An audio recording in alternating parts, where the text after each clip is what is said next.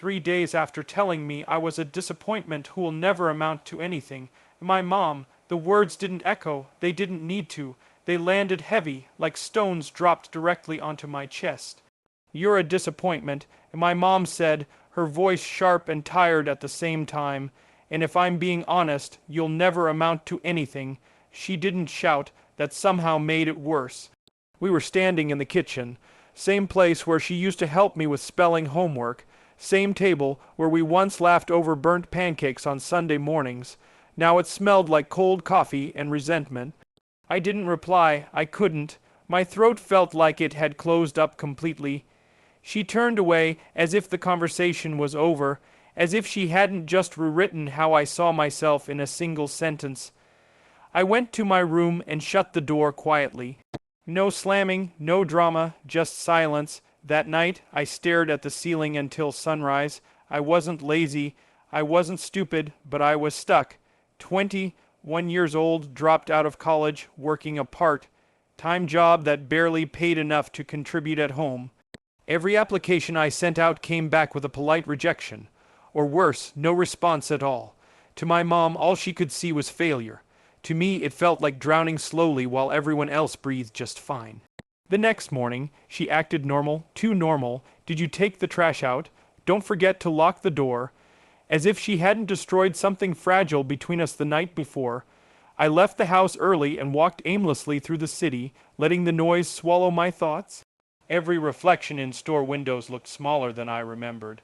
Less confident, less worth anything. She's right, a voice whispered in my head.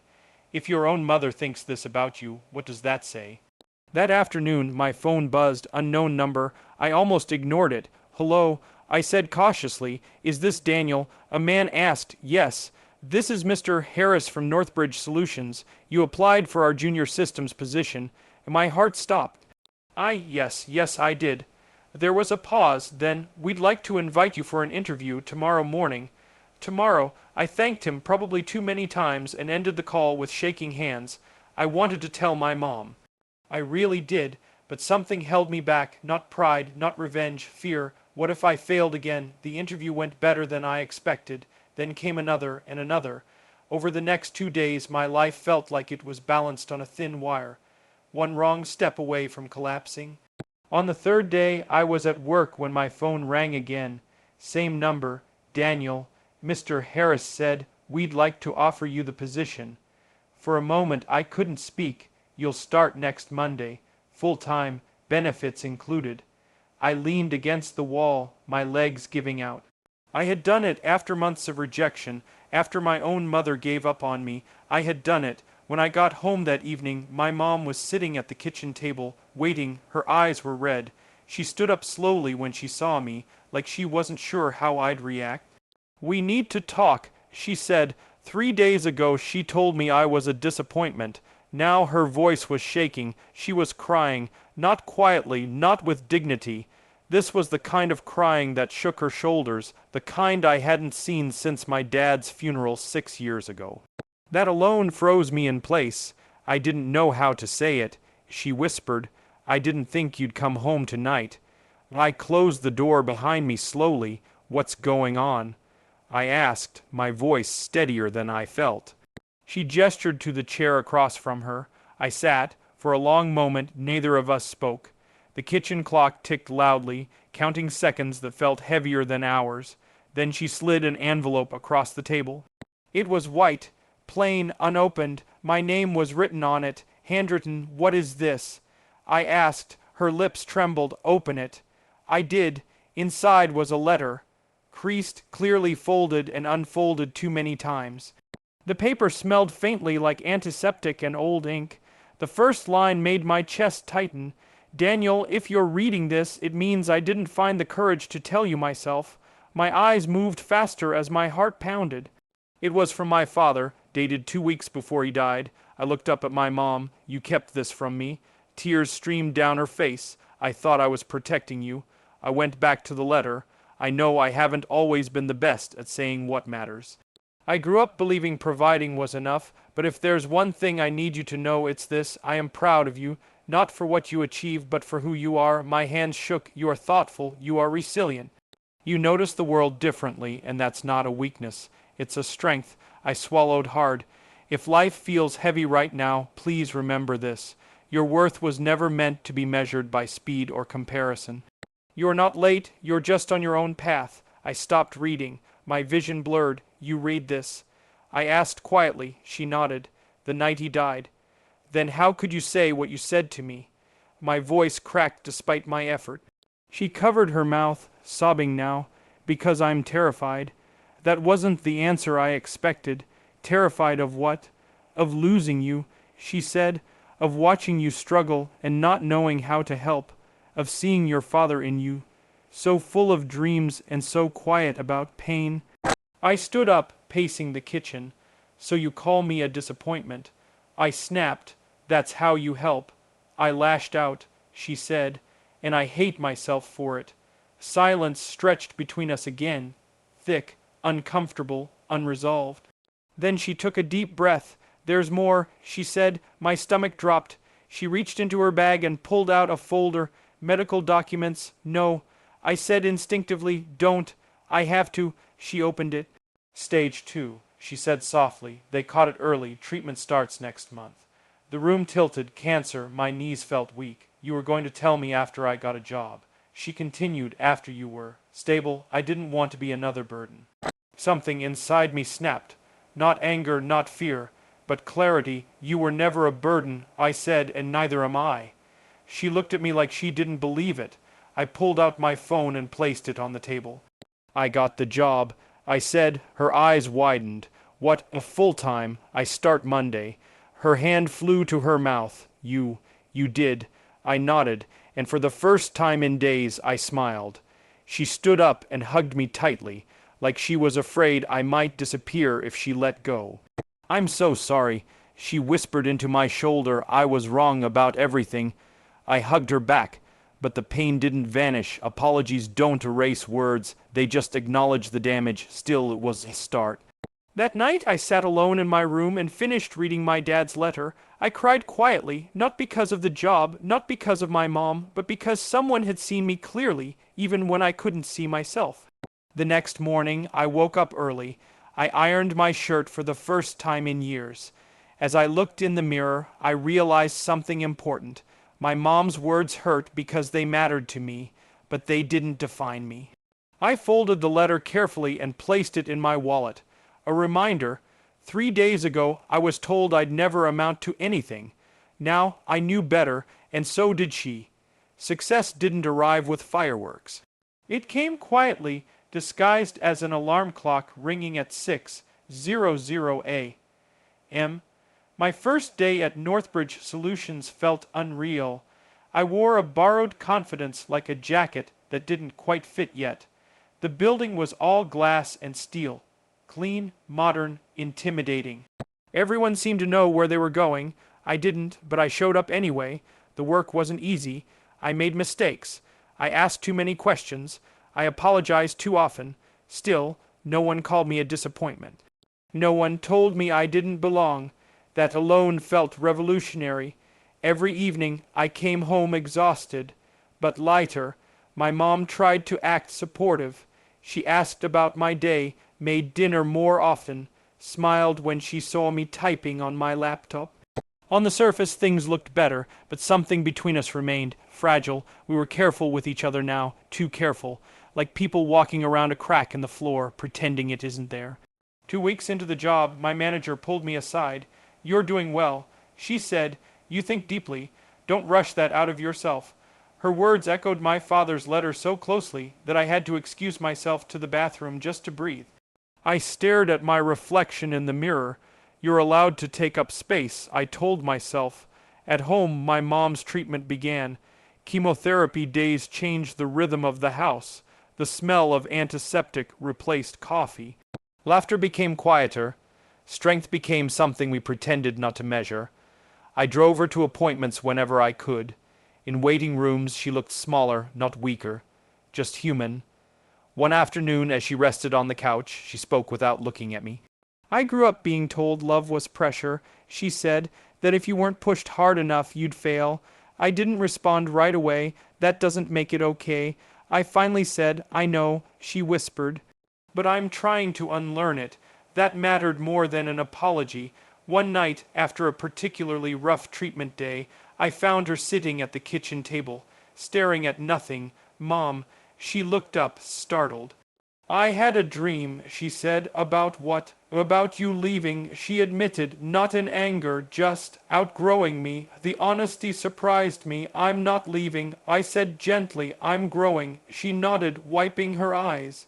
I see that now. A month later, I received my first full paycheck. I stared at the number longer than I should have. That night, I paid a bill without being asked. My mom noticed. You didn't have to, she said. I wanted to, I replied. She smiled.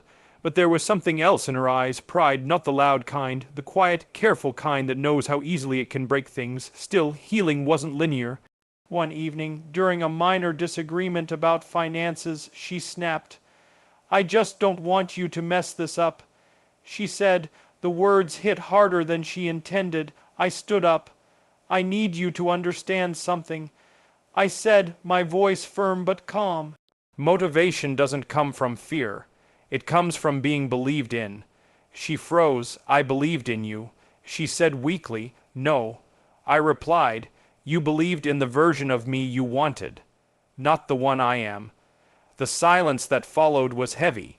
Then she nodded. You're right, she said, and I'm sorry. Not defensive, not excusing, just accountable. That was new. The next day at work, I was assigned my first independent project.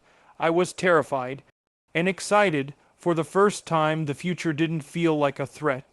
It felt like a challenge I could actually face. That night, I sat at my desk, my father's letter open beside my laptop.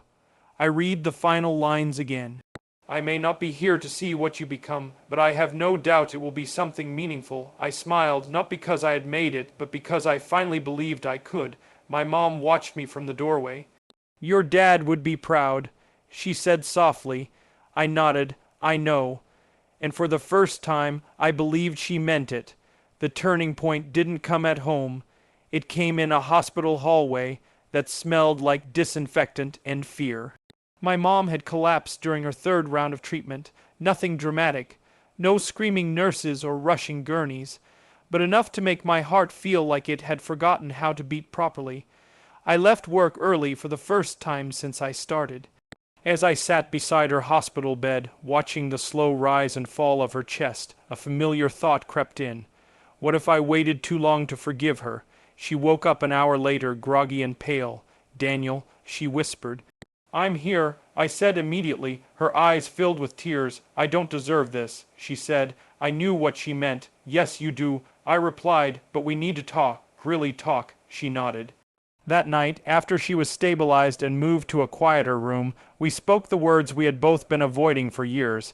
I was raised to believe love was conditional, she said, that if you weren't constantly improving, you were failing. She stared at the blanket. I treated you like a project instead of a person. The admission landed heavily, but honestly, I needed encouragement. I said, not pressure, not comparison, just someone on my side. I thought being hard on you would prepare you for the world, she said, but all it did was make you feel alone. I swallowed. I already felt alone. I said quietly, your words just confirmed it. She cried then, not from guilt alone, but from understanding. I can't undo what I said. She whispered, but I want to do better, if you'll let me. That was the moment, not forgiveness, not closure. Choice, I will. I said, but it can't be just words. I know. She nodded. I'll show you. A week later, she did. My company hosted a small open house for families. Nothing fancy. I almost didn't invite her, but she insisted. She walked slowly, leaning on my arm, listening as I explained my work to people who nodded with interest instead of doubt. Then my manager approached her. Your son is doing excellent work. She said warmly, he has a unique way of thinking. We're lucky to have him. My mom didn't speak at first, then she smiled, wide and unrestrained. Thank you, she said. So am I. Something inside me loosened. That evening she surprised me again. She handed me a box, sold, taped, heavy. I found these in the garage. She said, inside were my childhood notebooks.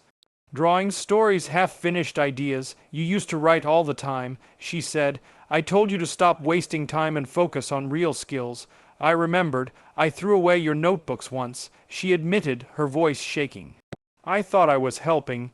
I closed the box carefully. That hurt. I said honestly, I know. She replied, and I hate that I can't fix it. You can't, I said, but you can stop breaking what I build next. She nodded.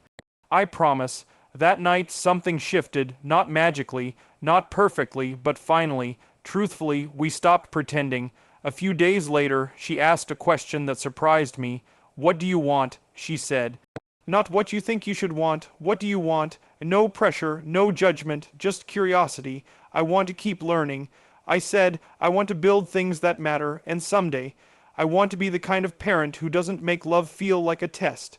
Her eyes filled again. You already are, she said. Her health slowly improved. Treatment was still hard, but hope had returned to the house, so had laughter. One evening she stopped me before I went to bed. I need to say something clearly, she said. I waited what I said that night. It came from my fear, not your failure, she said. You were never a disappointment. I was just afraid you wouldn't survive the world the way I did. I exhaled. I survived. I said, differently, but still, she smiled. Yes, you did.